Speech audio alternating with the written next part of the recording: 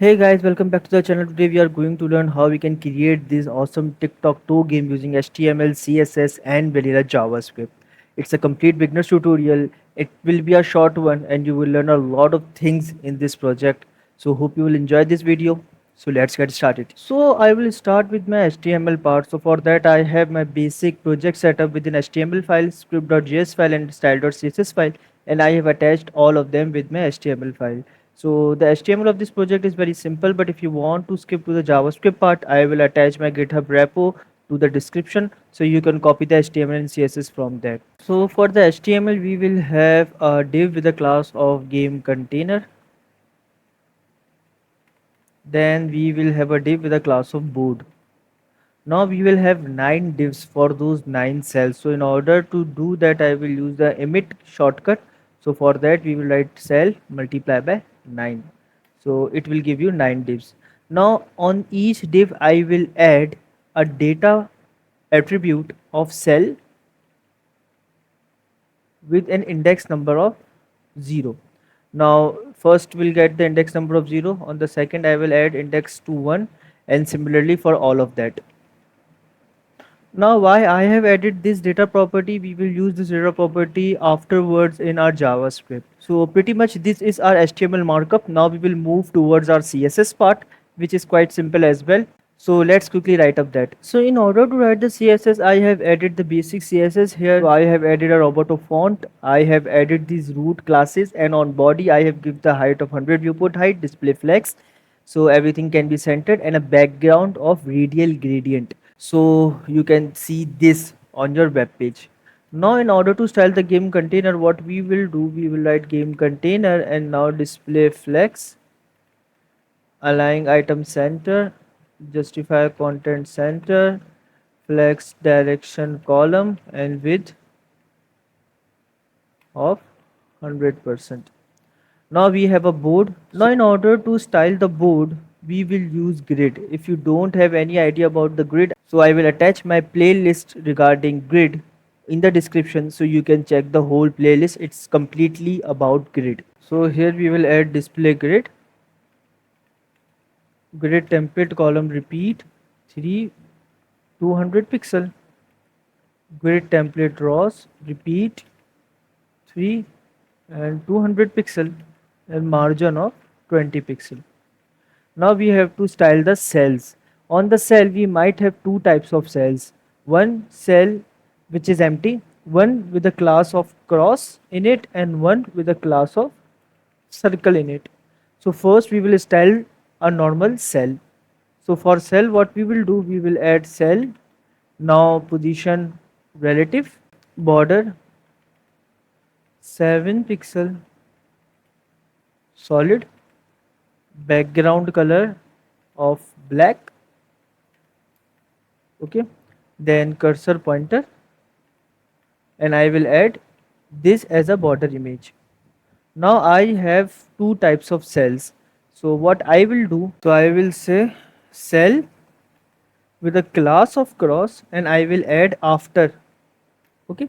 So what I will say, I will add a content property, so it's a class of cross, so I will add x, then a width of 100%, position will be absolute, and font size of 10 rem, display flex, align item center, justify content center, and the same for the circle, okay.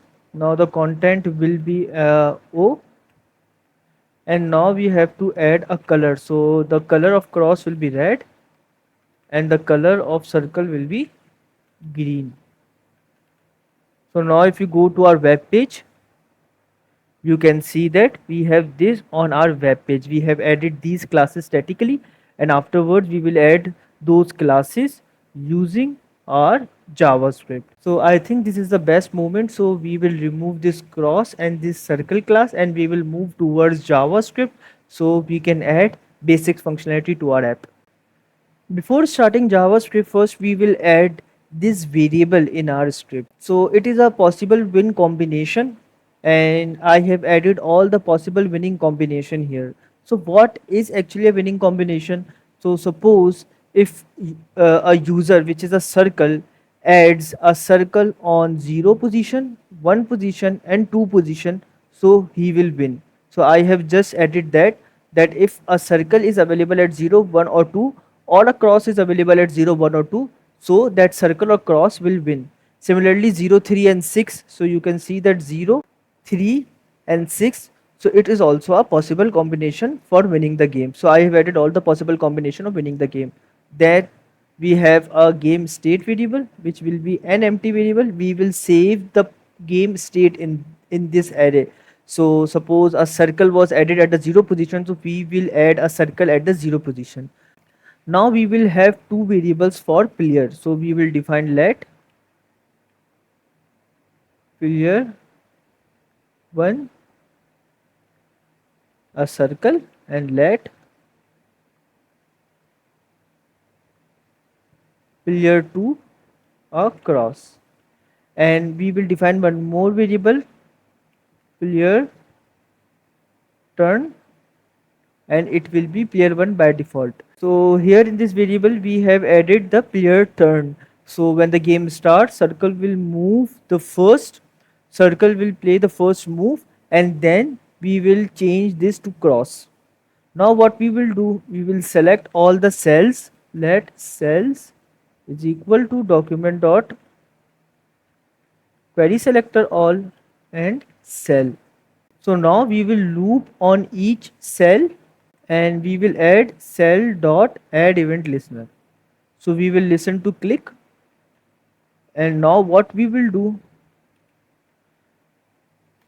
so first of all what we will do in this scenario, we will mark that cell with a cross or a circle. So for that I will create a function. So I will create a function called mark cell. So it will be a function of mark cell. So in this mark cell function, we will pass that cell on which the user clicked. So we will accept that cell, and now what we will do, we will add cell dot class list dot add player turn. So in that player turn, either it's a circle or a cross, and we have defined a circle and a cross here. So we are adding those classes using JavaScript. Now additionally what we have to do, we have to save it, so that in the future moves we have to check that either a player wins or not. So for that what we are doing, if you remember that while writing the HTML I have added these data cells. So actually these are the indexes. Okay, so now what we will do, we will go and say that cell dot data set dot cell, and what I will save, I will save player turn. So by default, suppose a user click on this, so it has a data cell property of 0. So now on the 0th index of this array, this player turn, so the current player was circle, so a circle will be saved. So we know that in our JavaScript that on this position circle has marked. So now the cross cannot mark here, and we have to check that if 0, 1, 2 is of circle, so he will win. So for that this array will be useful. So now I just realized I have made a mistake, and you have to add a dot here because the cell is classes. So for the class you have to add the dot. Now you go to your web page, if you refresh it you can see that now you can mark the cell, but now you can mark only circle. So for that you have to shift from circle to cross after every move. So for that what we will do, we can call a switch player function. So for that we will create a function called switch player, and now the functionality is simple. We will check for player turn is equal to player 1, so it will be changed to player 2, else player 1. Okay, now if you go to our JavaScript you can see that, but now here I have some more issues. If you go to the web page and then console, you can see that now I can add multiple classes and I can actually overwrite a class. So we don't want this behavior. So for that you have to check before adding the class that a class is added here or not. So for that, what we have to do? So here I have a if condition, and I will create a function called check cell. I will pass the cell, and I will create a function here. I will create a function here called check cell, and then it will take a cell, and it will check that if cell dot class list dot contains a circle, or cell dot class list dot contains a cross. So it will return false, else it will return true. Now I usually create functions here, so you can do all these things in here in this callback function, but I just love to split my whole logic into many different functions, so it's just readable. So now if you go to the web page, if you refresh it, if you open the console, sorry, element, now you can see that I added a circle and now I can't overwrite it. Okay, so this functionality is done. So now what we have to do, now you can see that this cross win. So now we have to tell the user that this cross win, and now you have to add the logic to check that either a cross win or not. We will create another function here, and that function will check either a user win or a game is draw. And where will it check? So every time after marking the cell, we have to check it. So we will check if is win, and what we will do, if this condition is true, so it means current user wins. Okay, and if is draw, it means game was draw. Game was draw. And then after that we will switch the player. So we have to create this function. Function is win, and now checking that is very simple. So what we have to check actually, so suppose what we have here, we can have an undefined value on the first index, suppose, because if user directly click on the second index, i.e. the this box, so the first value will be undefined. So what here might be, here can be a circle, then a cross, then a circle. So now if you want to understand the game logic is very simple. What we are trying to check here in this function is that we want to see that the current player have achieved any of this combination, so it will win. So suppose the current player is circle, so the circle should be on 0, 1 or 2. If the circle is on 0, 1 and 2, which means that this is cleared, this pattern is matched, so circle wins. And suppose the circle was on 0, 3 and 6, so which means that this combination was matched. So we just have to match one of these combination on that game state.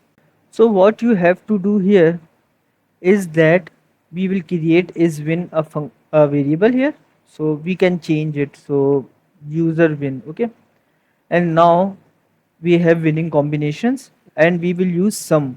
So what sum will do, sum will check, sum will iterate on every element, i.e. in this case we have an array. So if the condition is true for anyone, it will return it, so we just want that. Okay, so now we will get a combination here. So combination, what is combination here? Combination is an array of 3.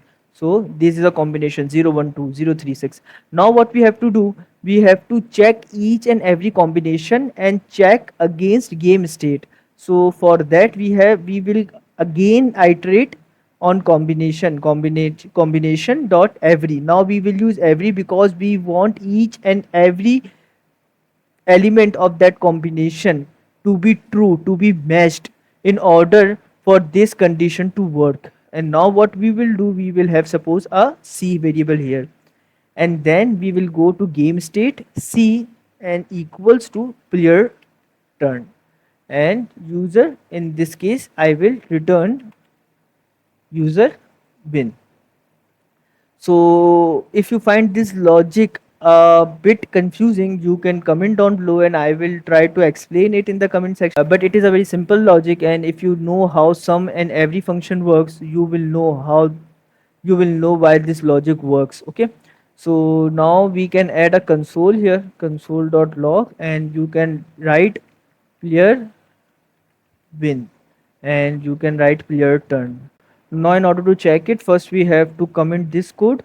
Okay, then we will go and write 0. Okay, then across, then a 0 across here, a 0 here, a cross here, and a 0 here. So yeah, now you can see circle wins because 0 was on the 0 index, 1, 2, 3 and 4. So now if you go and see that, so this combination was true, 0, 4 and 8. So when this combination got matched, so it sees that the current player is circle and circle wins. Now we have to check, suppose is there a draw or not, because there might be a case when a game is drawn. So for that, it is very simple. What we have to do, we have to first check that each and every box is filled with either circle or cross. So for that we will see that if game state dot length is equal to 9, and we have to check one more thing, and the thing is that game state dot includes undefined, and this should not be the case. Okay, so actually what we can do, we can directly call this return statement. Okay, so why we are checking this?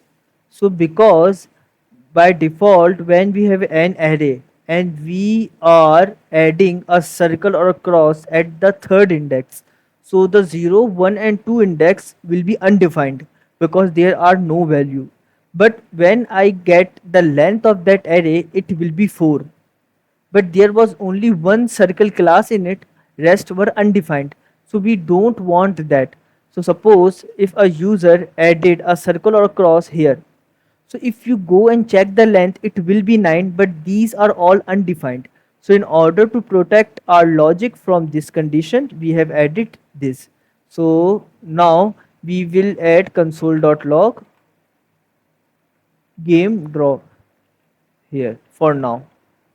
Okay, and then we will have a switch player. So now the last part of the game is to show a overlay and with a restart button. So if a user wins the game or user draw a game, so a user can restart it, and we have to show the user that a circle wins or a cross win. So for that we have a little bit of HTML, CSS, and then we have to work on the JavaScript. So the HTML part is very simple. So before the board we have a div with an overlay. Okay, and here the initial will be none because we don't want to show the overlay, and then we have a class of button and restart. Okay, I will add restart. You can add a button here also, but most of the time I like to add a div and then style it like a button. And then we have a summary. So summary will just be a text. We will add the text using JavaScript. Okay, and now we will move towards the CSS part of this HTML. So now the CSS part is very simple, and I don't want to bore you by writing it in front of you. So now I'm just pasting it, and then you can get it from my GitHub repo. So you can see that it's very simple. For the overlay, I am just giving it a position of absolute, and then just I am positioning it so it will adopt the whole screen. Okay, and then a none class, so by default it will be a none. We have added it by default, and by JavaScript we can remove it, and this is just a button, so we are just styling it as a button. Now we can move towards our JavaScript part and complete this app. So starting with JavaScript, we have to first get those summary and the overlay part. So we have to, like, there is an overlay document dot query selector overlay, and then we will copy and paste it for summary. So this class, okay, summary and summary. So now we will have a function called show summary. It will receive a text, and now what we will do, we will first create a paragraph document dot create element.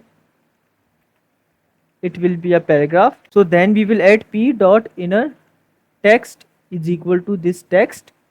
Then what we will do, we will add it into the summary. So now first we will empty the summary div. So for that we will call inner HTML with an empty string, and then what we will do, we can call summary dot append child, and we will add p. Then that overlay have a class of none, and we will remove it. Okay, now we can call this function here show summary, and now what we will say, we will say player turn wins. Okay, and now you can say game was drawn. So we can write game was drawn. Okay, now you can open this and you can just fill it out, and you can see that, but here I can see the text, but it should be, I think, white. So for that what we can do, we can go to our CSS, and we can write dot summary paragraph color white. So now you can see this is the white color. This button should be clickable and it should restart the game. So for that first we will go to the script and we will fetch this button. So we will write start button and we will fetch it like this, start button document.query selector restart. So you can see that restart is here. Okay, now restart button, we will add an event listener to it. Restart button dot add event listener, it will be a click event, and it will call a callback function, and that callback function restart game. Okay, now in the restart game what we will say, we will say game state to an empty array, and then what we will do, we will call player turn to again player 1. Okay, and cells dot for each, because now we have to remove all the crosses and circle from the cell. So we will call cell, and what we will do, we will say cell dot classless is equal to cell. Okay, now if you go to our web page, you can see that, and if you click the restart button, now this overlay is not being removed. So for that what we have to do, we have to go and add this overlay class back here. So now if we go and call this, everything is working fine. So I hope you enjoyed the video and you have learned a lot of things from this project. If you enjoyed it, like this video, share this video and subscribe to the channel. Happy coding.